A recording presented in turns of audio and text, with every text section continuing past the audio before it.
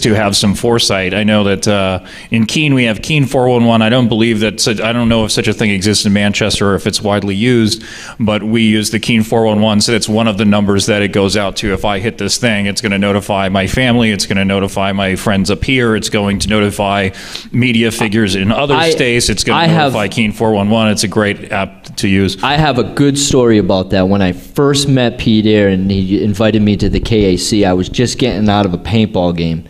So me and my buddy were in like fatigues, and I don't know nothing about the paranoia of Free Staters or anything. So I look like I just got out of Baghdad, and I'm meeting Pete, and he's like, "Oh, come over to the Shire Free Church and meet us. I got some pizza or whatever." We go there. There was a girl named Ellen Ball on the porch. I'm like, "Is Pete there?" She ran. She's like, "I gotta go." She goes, runs into the Free State, the LRNFM side, slams the door, and literally, I'm not kidding you. I am not kidding you. I don't know nobody. 5 seconds.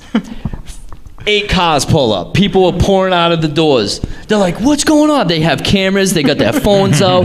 I mean, their response time beat KPD's at least by 2.5 minutes. They showed up at their house with like 20 vehicles, all kinds. Where's the National Guard? They're storming the KAC. They're storming and they all used Keene 411 for that. That was amazing. It scared the crap out of me. Yeah, between the radios and Keene 411, I mean, there's just such rapid communication between Keene activists, and I mean that's an excellent thing for Cop Block or anything else. And I mean, especially if we're over by the Keene Activist Center, a supporter of mine bought the house across the street from there, and so now we've got 2 activist houses directly across the street from one another. I'm going to be leaving that house, and I'm hoping to get a house right around the corner so that we can begin occupying more territory in the neighborhood, so that you actually have more activists geographically concentrated, which is sort of the whole point of the Free State Project to begin with. And then when you have activists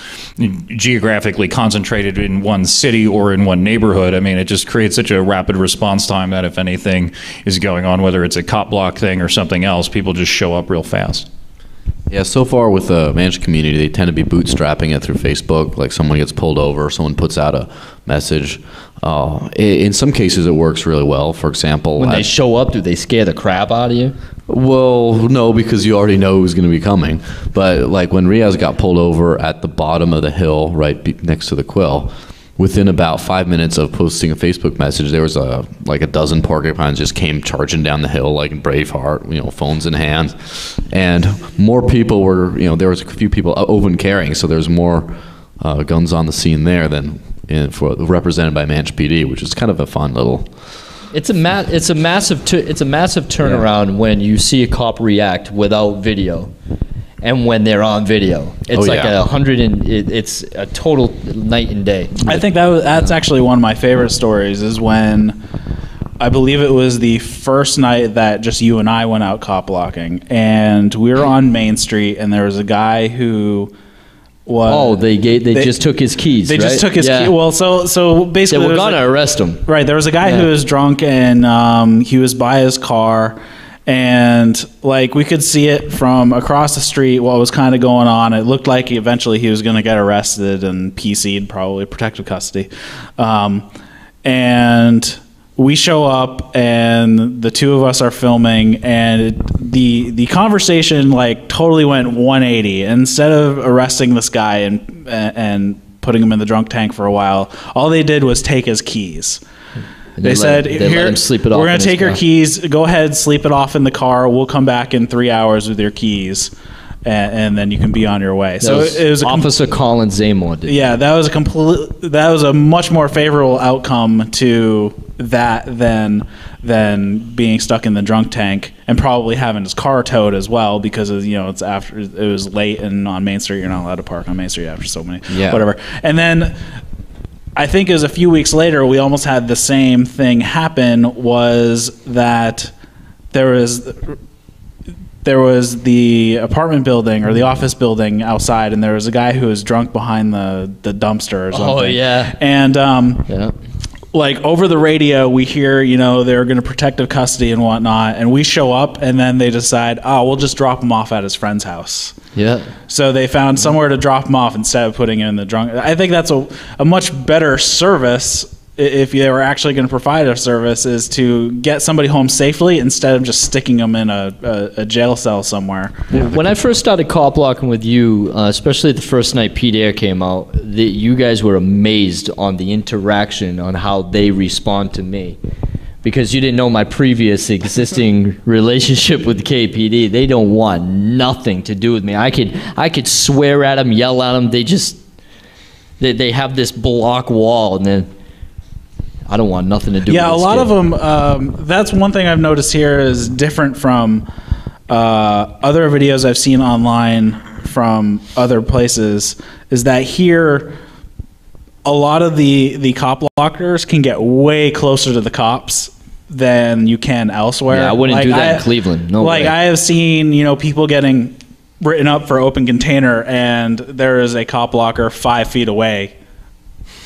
5 feet away from the cop filming the whole thing. I'm like, wow, that is way close compared to what I've seen.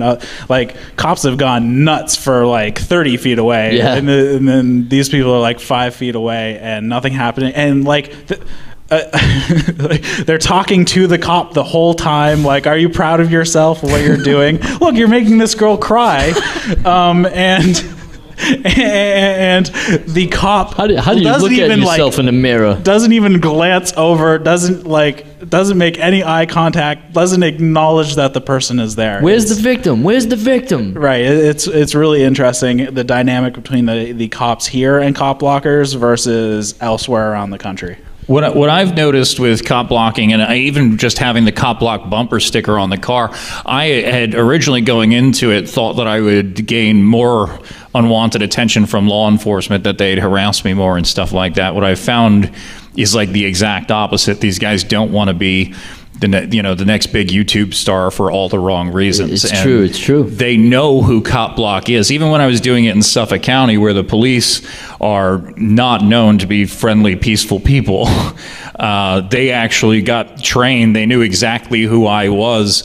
As soon as we got started cop blocking, it was just me and a buddy. We had a very popular video, has hundreds of thousands of hits on us cop blocking a checkpoint in Suffolk County, New York, in Long Island, and was that the one you were on, kind of the side of the highway? Yeah, that was a good one. That's a good video. Right. Was that the seatbelt checkpoint? Yeah, it was a seatbelt checkpoint. I love that video. A fun little aside is I'm trying to tell people to put their seatbelts on, and a lot of people mistook it for a obscene gesture, and so I think that might have been part of what played into the popularity of the video.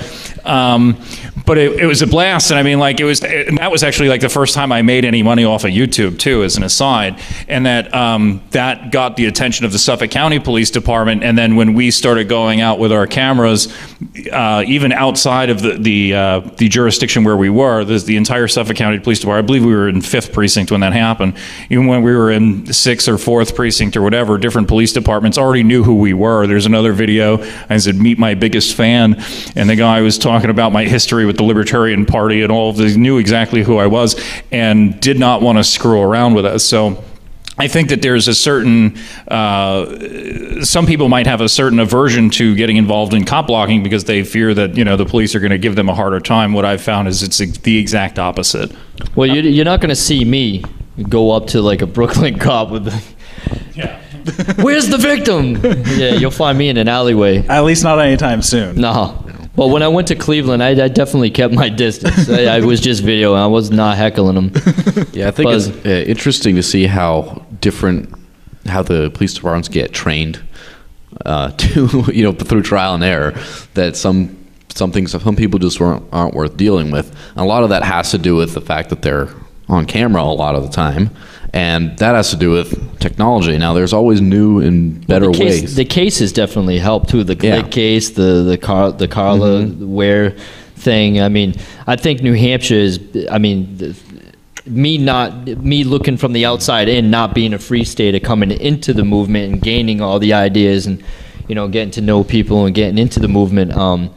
It's amazing the difference between New Hampshire and other states. Because you guys, I'm not trying to collectivize, but, for the majority of the people that have been videotaping police for a long time, for the Free Staters, Free Keene, and stuff like that, it kind of prepared the cops for the next generation of videographers. Exactly. And recently we started debuting a drone to film the police, an aerial drone with a GoPro. Like the last checkpoint that we had in Manchester was we sent a drone up in the sky to film the checkpoint.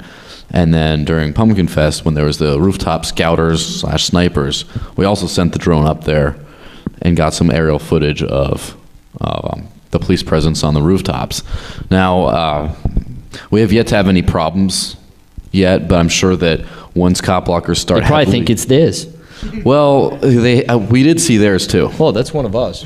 Yeah, we did see theirs too. It's a different color, etc. But we have yet to have problems with it. But that might happen once cop blockers start using more and more radical technology out there, and there might be more crackdowns. For example, the challenge with doing stuff in Manchester is the airport. And according to the FAA, within 5 miles of the airport, you have to notify air traffic control.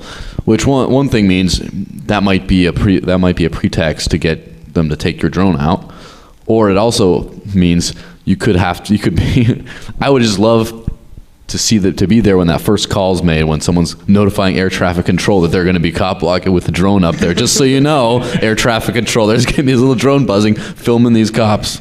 I just can't wait for that to happen. Yeah, the whole it's really sticky when it comes to drones in some places. Like if you're under 200 feet, then you don't need FAA clearance to do anything. And then there's a guy out in California named Tom Zebra. His videos are hilarious, and he has his favorite catchphrase is "You're mistaken, bacon." And that's probably one of the funniest catchphrases.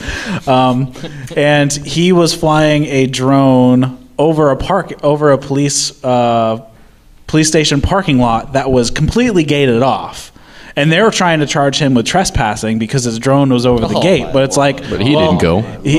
He didn't go in, and you can't trespass somebody from the airspace over, because he never touched the ground on the other side, so they can't get him anything for that. That's why I don't read stories. My blood pressure is... But then, unfortunately, he was at another location where he has since got his drone taken, because it's kind of like wherever you take off and land is kind of the place you have to be careful of.